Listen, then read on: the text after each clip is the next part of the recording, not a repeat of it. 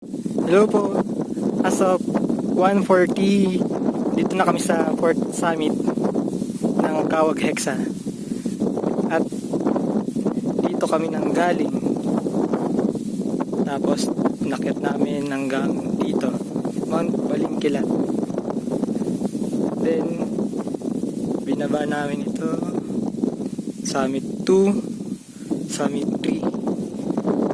Then diretso dito. Nandito yung pahingahan, water source. Then nakit namin to.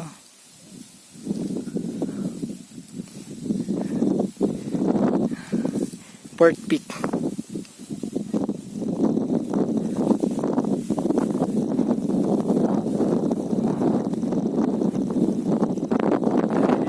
Tapos bababa kami dito.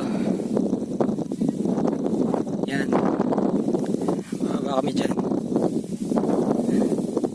Tapos akitin namin tong Cinco Picos.